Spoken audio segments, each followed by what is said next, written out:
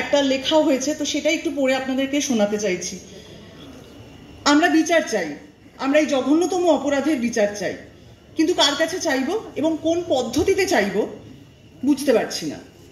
আমরা সাধারণ ছাপোষা মানুষ, তাই আমরা শুধু চিৎকার করেছি নইলে চুপ করে থেকেছি। আমরা দেখেছি আমাদের নির্বাচিত সরকার অপরাধের ন্যায় বিচার না করে নিজেদের গাফিলতি ঢাকতে দেশের সর্বোচ্চ আদালতের সামনে উপস্থিত।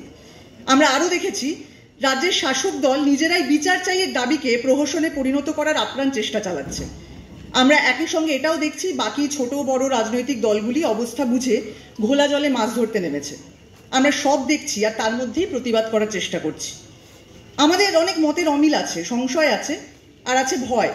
তবু আমরা পথ ছাড়ব না। আমাদের মনের মধ্যে মাথার মধ্যে অনেক প্রশ্ন ঘুরছে।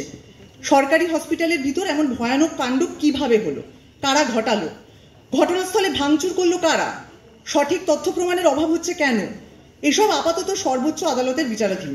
তাই মহামান্য সুপ্রিম কোর্ট এবং সিবিআই এর কাছে তিলোত্তমার নৃশংস হত্যা এবং ধর্ষণের মামলার বিচার চাই যত দ্রুত সম্ভব। এসব তো লিখেছি, আমরা জানি না কি হবে। খবর দেখছি আর প্রশ্ন উঠছে 2023-এর প্রাক্তন ডেপুটি সুপার আক্তার আলী আরজিকর হসপিটালের দুর্নীতি এবং সন্দীপ ঘোষের বিরুদ্ধে প্রশাসনের কাছে অভিযোগ জানানো সত্ত্বেও কেন কোনো পদক্ষেপ নেওয়া হয়নি? সমস্ত মিডিয়াতে যতগুলো চ্যানেল আছে, আমরা প্রত্যেকদিন টিভি দেখছি, রাত্রিবেলায় দেখছি যে আক্তার আলী যে ভদ্রলোক প্রাক্তন ডেপুটি সুপার, উনি সব জায়গায় নাকি গেছেন, মুখ্যমন্ত্রীর দপ্তর অব্দি গেছেন। তারপরে এসআইপি গঠন করা হয়েছে। তারপরেও আমি এই ভাষাগুলো জানতাম না, এই কদিন ধরে এই আন্দোলনের সাথে যুক্ত হয়ে এই ভাষাগুলো শিখেছি।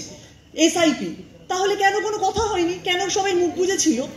সবাই অন্যদিকে যতগুলো জায়গায় প্রথম সারির যতগুলো মিডিয়া চ্যানেল যেখানে যে কথা হচ্ছে, সবাই বিভিন্ন রাজনৈতিক দলের নেতারা আসছেন, তো যখনই কোনো প্রশ্ন হচ্ছে আমাদের সরকারের তরফ থেকে যার মুখপাত্র, তিনি সবকিছু অন্যদিকে ঘুরিয়ে দিচ্ছেন। তিনি বলছেন অমুক রাজ্যে তো ওইটা হয়েছিল, তাহলে তখন কেন হয়নি?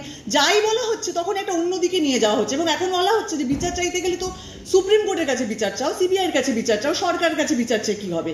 এক্ষুনি আসার আগে একটা প্রথম সারির চ্যানেলে দেখলাম যে সেদিন রাত্রিবেলায় প্রায় টিকিট কেটে ঢোকার মতো ওই সেমিনার রুমে সবাই ঢুকেছিল। এত লোক ঢুকলো কিভাবে সেমিনার রুমে? কারা ঢোকালো?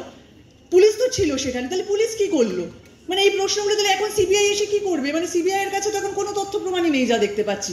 তার প্রত্যেকটা ভারতবর্ষে যা কেস হয়, বেশিরভাগ কেস ঝুলে থাকে আমাদের যখন মৃত্যু পর্যন্ত। তখন আমরা বৃদ্ধ হয়ে কাঁপতে কাঁপতে বলবো ওই যে একটা ঘটনা হয়েছিল, আমরা আন্দোলনে গেছিলাম কিন্তু কোনো বিচার হলো না। আবার সেটাও এরকমই থেকে যাবে। আমাদের আরো কিছু, এবার আমি আবার আমাদের লেখাটায় পড়ছি। সরকারি হসপিটালের ভিতরে পড়া হয়ে গেল। প্রশ্ন উঠেছে শুধু সরকারি নয়, বেসরকারি ছোট সংস্থা বা বিগ কর্পোরেট কর্মীদের নিরাপত্তার কি হবে? এর বাইরেও যে বিপুল সহনাগরিক অসংগঠিত ক্ষেত্রে ঘাম ছড়িয়ে দেশকে সচল রাখেন সর্বত্র, তাদের সুরক্ষার কি হবে?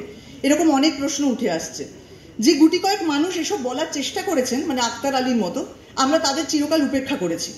এখন দুয়ারে আমাদের গুন্ডাতন্ত্র, দুয়ারে দুর্নীতি, দুয়ারে ধর্ষণ, খুন এসে পড়েছে। তাই আমরা বাধ্য হয়ে আজকে পথে নেমেছি। এবার আর দলবাজিতে সময় নষ্ট না করে অন্তত নাগরিক হিসেবে টিকে থাকার জন্য পথে থাকতেই হবে। বর্তমান পৃথিবীতে কোনো রাষ্ট্রের ওপর সম্পূর্ণ নির্ভরশীল হবার দিন গেছে। প্রশ্ন তুলতেই হবে প্রতিনিয়ত, যতক্ষণ না উপযুক্ত বিশ্বাসযোগ্য উত্তর পাচ্ছি। বুঝে গেছি থামলে চলবে না। নিজেদের অধিকার, নিজেদের দাবি নিজেদেরকেই বুঝে নিতে হবে। দরকার হলে লড়াই করেই আদায় করতে হবে, একজন সাধারণ মানুষ হিসেবে। ছোটবেলায় শুনতাম যে পড়াশোনায় ভালো না হলে নাকি ডাক্তার হওয়া যায় না, ডাক্তার হওয়ার জন্য প্রচুর নাম্বার পেতে হয়, প্রচুর খাটাখাটনি করতে হয়। তো এখন দেখছি যে শুধু তো সেটা করলেও চলে না। এখন তো দেখছি যে কিভাবে এই রাজনৈতিক নেতারা যারা রয়েছেন তাদেরকেও কিভাবে সামাল দেব, একটা সামান্য জায়গাতে কিভাবে। আমি দূরে থাকি, মফস্বলে থাকি, সেখান থেকে আমার বাবা মা, মধ্যবিত্ত বাবা মা, তাদের সমস্ত পুঁজি দিয়ে আমাকে ডাক্তার হওয়ার জন্য তারা লড়াই করছেন। সেখানে আমাকে কি করে একটা আমি ঘর পাবো, কি করে একটা পড়াশোনা করে পাশ ফেল, সবকিছুই সেই সব নেতারা কন্ট্রোল করছেন। বিভিন্ন লবির কথা শোনা যাচ্ছে। কোথা থেকে এলো এগুলো? আমরা তো কোনোদিনও, আজকে তো তিলোত্তমার মৃত্যু আমাদের সবটা চোখে আঙুল তুলে দেখিয়ে দিল। না হলে তো আমি বসে বসে তাহলে ছবি বানাতাম, অভিনয় করতাম, ওই রিল বানাতাম, পোস্ট করতাম, হয়ে যেত, আমার তো কাজ শেষ হয়ে গেল। কিন্তু এই যে নাগরিক হিসেবে আমাদের যে দায়িত্ব, তিলোত্তমার মৃত্যু সেটা বোধহয় আমাদেরকে একেবারে দাগিয়ে দিল যে এবার তোমাদেরকে পথে নামতে হবে। না হলে পরে এই যে আন্দোলনে আমরা নেমেছি, আমাদেরও কিন্তু একটা সময় তিলোত্তমার মতোই অবস্থা হবে। এইটা আমি লিখে দিতে পারি। এটা আমি বলে দিতে পারি যে এখানে আমরা যারা আছি, যারা এখানে বসে আছেন, আমি তো বহুদিন ধরেই আরজি কর এবং মেডিকেল কলেজের এই জুনিয়র ডাক্তারদের সাথে কথা বলছি। ওরাও কিন্তু আর ভালো থাকবে না, ওদেরকে ফেল করিয়ে দিই, কোথাও একটা ওদের বয়সটা পার করিয়ে দিয়ে এমন কোথাও পাঠিয়ে দেবে, তাহলে আমরা কোনোদিন এরপরে যদি আমরা আন্দোলনটা শেষ করে দিই, তারপরে ওদের হদিশও আমরা খুঁজে পাবো না, নিজেদেরও হয়তো খুঁজে পাবো না, ওদেরকেও আর পাবো না। মহামিছিলের ডাক দিয়েছি, ওই যে বললাম প্রচুর সংশয়, প্রচুর ভয়, কি করব বুঝতে পারছি না, জানি না। ডাক তো দিয়েছি, আসুন সবাই এই আন্দোলন যতদিন চালিয়ে নেওয়া যায়, কারণ তারপরেও আস্তে আস্তে পুজো আসছে, পুজোর হয়তো এতে আমরা এটাই মনের মধ্যে ভয় হচ্ছে যে পুজোর আনন্দে বোধহয় আমরা সবাই বোধহয় আস্তে আস্তে সামিল হয়ে যাব। মিডিয়া আমাদেরকে সত্যি কথা অনেক কিছু তুলে ধরছেন, যার জন্য আমরা এগুলো জানতে পারছি, কিন্তু তারপরেও হয়তো মিডিয়াও হয়তো পুজোতে মেতে উঠবে, তখন হয়তো আস্তে আস্তে এই আন্দোলনের যে মূল যে এটা মানে আমাদের যে শিকড়টা, সেটা বোধহয় আমরা আস্তে আস্তে হারিয়ে ফেলবো, সেইটা আমার একটা মনে ভয় হচ্ছে। সেটাই সবার কাছে অনুরোধ, যেন এই আন্দোলনটা চালিয়ে যাই যতক্ষণ আমরা বিচার পাচ্ছি, যতক্ষণ আমরা একটা সুস্থ সমাজ পাচ্ছি, যেখানে দুর্নীতি মুক্ত একটা সুস্থ সমাজ, যেখানে এই সিন্ডিকেট রাজ, হেলথ সিস্টেম, আমাদের কি বলে এডুকেশন সিস্টেম সবটাকে নষ্ট করে রেখে দিয়েছে। কোথাও আমার রিসেন্টলি বিয়ে হয়েছে, আমি আমার হাজব্যান্ডকে বললাম যে মা হব, কোন দেশে মা হব, সন্তানকে নিয়ে এসে এই দেশে রেখে দিয়ে যাব? আমি চাই না এইরকম দেশে মা হতে।